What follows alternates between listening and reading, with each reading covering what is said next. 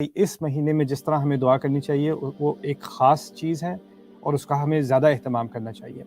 اس آیت میں بہت ساری حکمتیں ہیں، پہلے میں اس کا ترجمہ آپ کے سامنے کر دوں، پھر اس میں سے کچھ چیزیں ہم اخذ کرتے ہیں۔ خاص کر ہوتا یہ کہ عربی زبان، اس کی بہت ساری خصوصیات ہیں جو ترجمے میں واضح نہیں ہوتی۔ اگر آپ اردو میں یا انگلش میں کسی زبان میں کسی آیت کا ترجمہ پڑھیں گے تو اس میں بہت ساری باریک باریک چیزیں ہیں جو اللہ تعالیٰ نے عربی میں وارد کی ہوئی ہیں آیت کے اندر، لیکن ان کا اردو زبان میں، عربی زبان میں، کسی اور زبان میں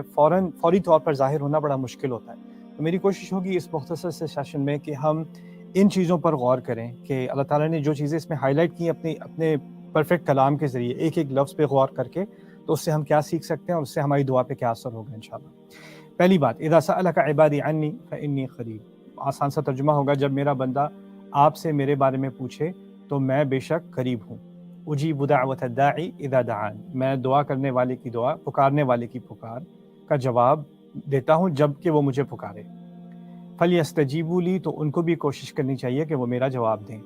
ولیؤمنوا بی، اور ان کو مجھ پر ایمان رکھنا چاہیے۔ لعلہم یرشدون، تاکہ وہ سیدھے راستے پر آ جائیں۔ یہ ہے مختصر سی آیت، اور اس کا ترجمہ میں نے آسان سے آپ کے سامنے رکھ دیا۔ اب اس میں ذرا بلاغت کے اعتبار سے، کیونکہ عربی میں ہمارے جو مفسرین عرب میں ہیں جیسے زمخشری ہیں، رازی ہیں اور ہیں، انہوں نے جب ان آیات پر غور کیا تو اس کے ایک ایک لفظ میں ان کو موتی نظر آئے۔ ان میں سے کچھ موتی میں آپ کے سامنے رکھنا چاہ رہا ہوں آسان زبان میں۔ پہلی چیز یہ ہے کہ اذا اور ان کا فرق، انگلش میں کہتے ہیں اف اور وین کا فرق، یعنی اگر میں کہوں کسی سے کہ اگر وہ آیا تو میں بڑا خوش ہوں گا، اگر وہ آیا تو میں خوش ہو جاؤں گا، اور اگر آپ کہیں جب وہ آئے گا تو میں خوش ہو جاؤں گا، جیسے کوئی ماں ہے وہ اپنے بیٹے کے آنے کا انتظار کر رہی ہے، وہ باہر کہیں کسی بیرون ملک گیا ہوا ہے، یا وہ اس کا بیٹا فوجی ہے، وہ جنگ میں چلا گیا ہے، تو ماں کو ایک امید ہوتی ہے کہ میرا بچہ ضرور واپس آئے گا، تو ماں کہتی ہے جب وہ آئے گا تو میں خوش ہوں گی، جب وہ آئے گا اس کے لیے میں کھانے بناؤں گی۔ وہ یہ نہیں کہتی اگر وہ آئے گا۔ اگر کا لفظ اس لیے استعمال نہیں کرتی کیونکہ اگر کے اندر امکان ہے کہ شاید وہ آئے، شاید وہ سروائیو نہ کرے، لیکن ماں اس پاسبلٹی کو، اس امکان کو قبول کرنے کو تیار ہی نہیں ہوتی نا، تو وہ کہتی ہے کہ جب وہ آئے گا، یعنی اس کے اندر ایک کنوکشن ہے، ایک پورا ایمان ہے، پوری یقین سے وہ کہتی ہے کہ وہ آئے گا ہی آئے گا، اس پہ پورا اس کا بھروسہ ہے۔ اسی طرح اللہ تعالیٰ نے ہم پر بھروسہ کیا ہے اس آیت میں۔ میرے رب نے یہ نہیں کہا اگر میرا بندہ آپ سے میرے بارے میں پوچھے، کہا ہے جب میرے بندے آپ سے میرے بارے میں پوچھیں۔ جب کا لفظ، جو اذا کا لفظ استعمال ہوا ہے، اس میں اللہ تعالیٰ کی طرف سے ایک توقع آ گئی۔ اللہ تعالیٰ ہم سے ایکسپیکٹ کر رہے ہیں کہ ہم اس کے بارے میں پوچھیں گے، ہم اس کے بارے میں پوچھ گچھ کریں گے، ہمیں اس کے بارے میں جاننے کی خواہش ہوگی۔ دوسری بات یہاں پر ہے سألک۔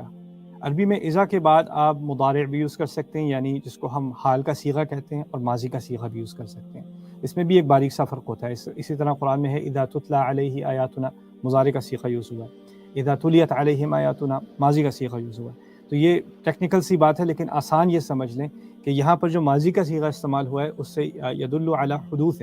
تو یہ ہوتا ہے عربی میں کہ کوئی چیز ایک دفعہ ہو رہی ہو، اس کی طرف اشارہ ہوتا ہے۔ اس کو عام زبان میں کیسے سمجھیں گے؟ اللہ تعالیٰ کہہ رہے ہیں کہ جب میرا بندہ ایک دفعہ بھی آ کر سوال پوچھے، یعنی ایسا بھی بندہ نہیں ہے جو بار بار اللہ تعالیٰ کے بارے میں سیکھنا چاہ رہا ہے، ہو سکتا ہے ساری زندگی اس نے غفلت میں گزاری ہے اور ایک دفعہ آ کر اس کے دل میں آیا کہ میں اللہ کے بارے میں کچھ جاننے کی کوشش کروں، اس کے بارے میں بات ہو رہی ہے یہاں پر اذا سألک۔ اور پھر یہاں پر رسول صلی اللہ علیہ وسلم کی طرف اشارہ کیا گیا کہ آپ سے آ کر اگر پوچھیں، اذا سألک۔ اس سے ہم کیا سیکھ سکتے ہیں کہ اللہ تعالیٰ نے ہمیں یہاں دکھا دیا کہ اگر مجھے اپنے رب کے بارے میں بہتر جاننا ہے نا، تو پوچھنا کس سے چاہیے؟ اپنے نبی سے علیہ الصلوۃ والسلام، اسی پر وحی آئی ہے علیہ الصلوۃ والسلام، انہی پر یہ قرآن نازل ہوا ہے، انہی سے جا کر میں پتہ کروں گا کہ میرا رب مجھ سے کیا چاہتا ہے۔ اسی لیے ان کا نام رسول ہے کہ ان کو رسالت دی گئی ہے۔ تو ہمارا ایک جو نبی سے تعلق ہے علیہ الصلوۃ والسلام، وہ یہ ہے کہ جتنا ہم اپنے نبی سے جا کر پوچھیں گے، یعنی جتنا ان کی سنت سے یا ان کو دیے ہوئے قرآن سے تفتیش کریں گے، اتنا ہمیں اپنے رب کے بارے میں زیادہ پتہ چلے گا۔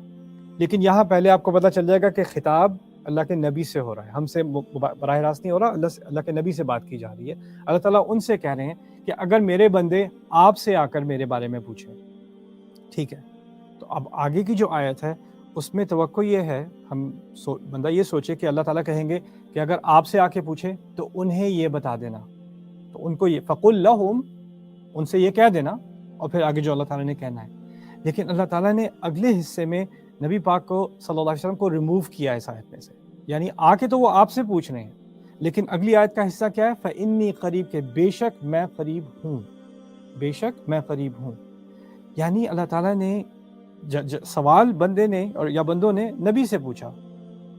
لیکن جواب اللہ تعالیٰ خود بندوں کو دے رہے ہیں، ایک ڈائریکٹ کمیونیکیشن ہوگی۔ اللہ تعالیٰ نے اس میں بڑی پیاری بات سکھائی ہے کہ جب آپ اللہ تعالیٰ کے بارے میں سیکھتے ہیں، جتنا اور سیکھتے ہیں آپ کو اندازہ ہو جاتا ہے، آپ کو اس بات کا علم ہو جاتا ہے کہ اللہ آپ سے براہ راست ہم کلام ہو رہا ہے، اللہ تعالیٰ آپ سے خود بات کر رہا ہے، اللہ سے آپ خود دعا کریں اور اللہ تعالیٰ آپ کو خود اس دعا کا جواب دے گا۔ اذا سألک عبادی عنی فإنی قریب، بے شک میں قریب ہوں۔ یہاں پر انی کے لفظ کو بھی اچھی طرح سمجھ لیں، اس کو کہتے ہیں کلام طلبی۔ عربی بلاغت میں کلام ابتدائی ہوتا ہے، طلبی ہوتا ہے، انکاری ہوتا ہے، اس کی مختلف کیٹیگوریز ہوتی ہیں۔ اس کو بھی آسان زبان میں پیش کرتا ہوں آپ کے سامنے۔ اگر کسی کے دل میں کوئی شک ہو، یعنی اس کو کوئی شور نہ ہو کہ یہ ہوگا یا نہیں ہوگا،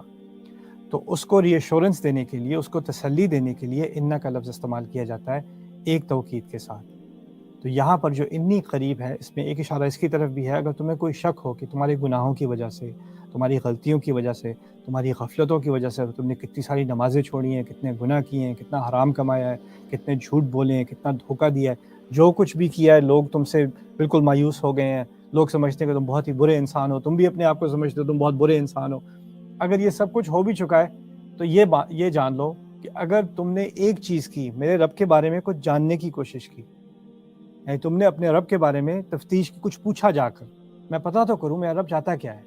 اذا سألک عبادی عنی، اگر یہ اتنا سا بھی کر لو گے نا، یہ شرط ہے، تو جواب الشرط کیا ہوگا کہ اللہ کو ہمیشہ پاس پاؤ گے، لوگ آپ سے دور ہو جائیں گے۔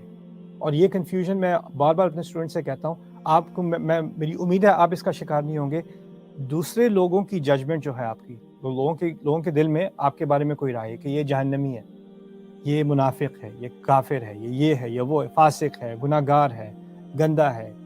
جو بھی آپ کے بارے میں کوئی لیبل کسی نے آپ پر لگا دیا ہے۔ انسان یہ لیبلز اپنے بارے میں سنتا ہے نا، تو وہ سائیکولوجیکلی خود ہی انٹرنلائز کر لیتا ہے، وہ سوچتا ہے واقعی میں ایسا ہی ہوں گا، یہ سب کہہ رہے ہیں تو میں ایسا ہی ہوں گا۔ اسی لیے بچوں کے معاملے میں خاص احتیاط کرنی چاہیے۔ اگر آپ بچے کو بار بار کہیں گندا بچہ، گندا بچہ، گندا بچہ، اس کی سائیکی میں، اس کی کانشیسنس میں بیٹھ جاتا ہے کہ وہ گندا ہے، اور پھر وہ اس کے حساب سے اپنے آپ کو بھی دیکھتا ہے، اپنے بیہیویئر کو بھی دیکھتا ہے، اس سے اس کی بہتری نہیں ہوتی، اس پہ نیگیٹو اثر پڑ رہا ہوتا ہے۔ اسی لیے یہاں پر جہاں تک میری آبزرویشن ہے، لوگ مجھ سے آ کے بات کرتے ہیں، کہتے ہیں آپ سے میں بات کرنا چاہ رہا ہوں، ویسے تو میں اچھا مسلمان نہیں ہوں، یا میں کوئی اچھی مسلمان نہیں ہوں، میں ویسے بہت گناہ گار ہوں، لیکن میں دعا کرتی ہوں، پتہ نہیں اللہ قبول کرے گا کہ نہیں کرے گا۔ یہ بہت کامن جو ہے مسکنسیپشن ہے، کنفیوژن ہے جو ہمارے لوگوں میں پائی جاتی ہے۔ ایسی کوئی بات نہیں ہے۔ اللہ تعالیٰ نے اس آیت میں بڑی پیاری بات کی ہے کہ میرا بندہ جب کبھی ایک دفعہ بھی زندگی میں میرے بارے میں تو پوچھ کے دیکھے، اس کو سارے شک میں دور کر دوں کہ میں ہمیشہ قریب تھا اور ہمیشہ ہی قریب رہوں گا۔ یہ اسم صفہ کا لفظ جو استعمال ہوا ہے انی قریب، کہ میں قریب تھا، قریب ہوں، قریب رہوں گا، یہ اصل میں اس کے معنوں میں سے ہے۔